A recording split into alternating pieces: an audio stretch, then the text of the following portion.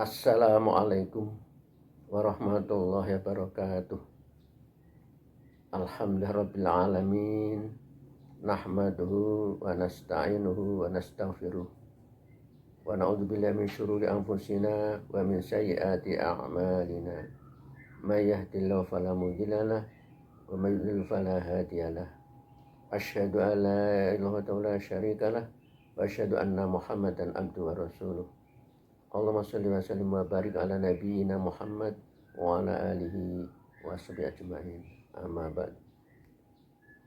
Mari kita sampaikan puji syukur kita kepada Allah Subhanahu wa taala atas segala karunia nikmatnya yang tiada terhingga.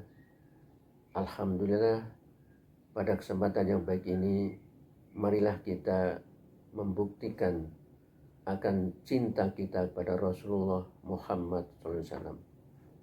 Rasulullah senantiasa sangat membanggakan dan merindukan pada umat Islam yang datang jauh setelah beliau. Suatu saat Rasulullah di hadapan para sahabat mengatakan, "Saya sangat rindu dan bangga kepada umatku." Para sahabat mengira bahwa yang dibanggakan adalah para sahabat yang ada pada waktu itu. Ternyata Rasul mengatakan, yang kami banggakan adalah umat-umat yang datang nanti di kemudian hari, yang mereka tidak mengerti saya, tetapi mereka iman kepadaku dan menjalankan apa yang pernah kami tunjukkan dan kami tuntunkan. Itulah umat-umat yang kami rindukan dan kami banggakan. Oleh karena itu, kita bersyukur dan berbahagia pula kita masih mendapatkan tuntunan dari beliau. Maka mari kita tunjukkan kecintaan kita kepada Rasulullah. Mengapa kita perlu cinta pada Rasulullah? Cinta pada Rasulullah. Pertama, karena nama Rasulullah selalu dihubungkan dengan asma Allah, sebagaimana ucapan la ilaha illallah Muhammadur Rasulullah. Juga dalam kalimat syahadat kita, asyhadu alla la syarikalah wa asyhadu anna Muhammadan abduhu wa rasuluh. Atau sekaligus yang sering kita ucapkan, asyhadu alla wa asyhadu anna Muhammadar Rasulullah. Itulah satu bukti mengapa kita perlu cinta pada Rasulullah.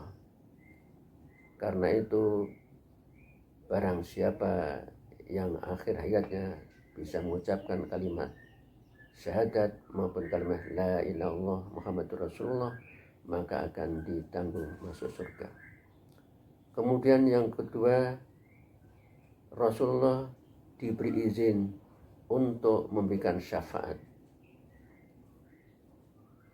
Kalau kita selesai mendengarkan adzan, kita berdoa, Allahumma rabb hadhihi da'wati tammah wassalatil qa'imah ati Muhammadan wasilatal fadilah wab'atsu maqama mahmudan alladzi wa'ata innaka la tukhliful mi'ad. Di situ, di dalam doa itu, kita memohonkan kepada Allah untuk Rasulullah, yaitu wasilah dan kedudukan yang terpuji. Kedudukan yang terpuji itu tidak lain adalah Allah mengizinkan Rasulullah Muhammad SAW memberikan syafaat pada umatnya. Itulah mengapa kita cinta pada Rasulullah, agar kita semua paling tidak mendapatkan syafaat dari Rasulullah. Yang ketiga, Rasulullah mendapat mukjizat Al-Quran. Dan mukjizat ini adalah mukjizat yang kekal, sebagaimana yang masih ternyata kita masih bisa menikmati, karena Al-Quran menjadi hudalil muttaqin, petunjuk bagi orang-orang yang bertakwa. Memang pernah ada yang menyangkal, mengapa tidak seperti Nabi Musa yang kemudian mukjizatnya yang hebat itu. Mukjizat yang diberikan pada Nabi Musa hanya diketahui orang yang hidup pada waktu Nabi Musa, dalam pengertian seperti terbelahnya samudra, yang melihat juga orang pada waktu itu. Kita hanya tinggal meninggal kisahkan. Berbeda dengan Al-Quran yang dijaga oleh Allah sampai nanti akhir dunia ini.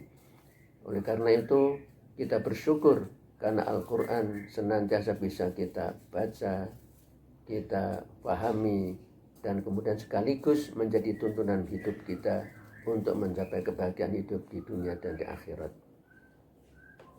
Kemudian yang keempat, Rasulullah mendapatkan keistimewaan yaitu Isra Mi'raj. Ada yang mengatakan Rasulullah sekolah di langit, dan ternyata oleh-olehnya adalah sebagai wujud yaitu sholat 5 waktu, bukti kita sebagai hamba Allah yang pandai bersyukur. Umat Islam akan senantiasa dengan sholat itu akan menjadikan satu-satunya amalan yang nantinya pertama kali yang akan dihisab dari kiamat. Karena itu sholat akan mengantarkan kepada kita setiap pelakunya mampu mencegah dari perbuatan yang fasad dan mungkar. Kemudian yang tidak kalah pentingnya, Rasulullah yang kelima ini menjadi uswatun hasanah. Sebagaimana ditegaskan, Rasulullah dipuji oleh Allah, wa innaka la'ala khuluqin azim.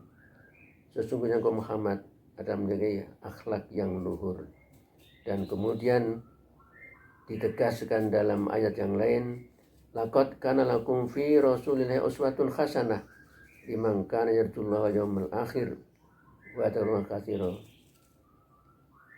Sungguh-sungguh pada diri Rasulullah adalah uswah hasanah, contoh teladan yang baik bagi orang-orang yang mengharapkan untuk berjumpa pada Allah dari akhir dan memperbanyak zikir kepada Allah.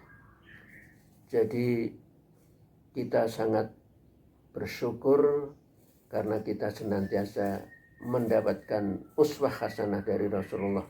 Maka kecintaan kita makin mantap kepada Rasulullah tadi. Dan yang terakhir, yang keenam, karena memang kita diperintahkan untuk senantiasa bisa mengikuti apa yang pernah dicontohkan oleh Rasulullah. Jadi Allah menegaskan, kul in kuntum tuhibbunallah fattabi'uni yuhibbukumullah wa yaghfir lakum dzunubakum. Jika kamu cinta kepada Allah, benar-benar cinta kepada Allah, fattabi'uni, maka ikutilah, yaitu mengikuti Rasulullah. Dan kalau kita benar-benar mengikuti perintah tadi, Allah akan memberikan ampunan kepada kita, akan memberikan ampunan dan dengan rahmat kepada kita. Inilah salah satu bukti mengapa kita perlu cinta pada Rasul, dan cinta Rasul itu kita buktikan dengan perilaku senantiasa mengikuti uswah hasanah dari Rasulullah Muhammad SAW. Semoga kita semuanya termasuk umat Islam yang senantiasa cinta pada Rasul, dan kita buktikan dalam ucapan, perbuatan, dalam kehidupan kita sehari-hari. Terima kasih atas perhatiannya. Billahi taufiq wal hidayah. Assalamualaikum warahmatullahi wabarakatuh.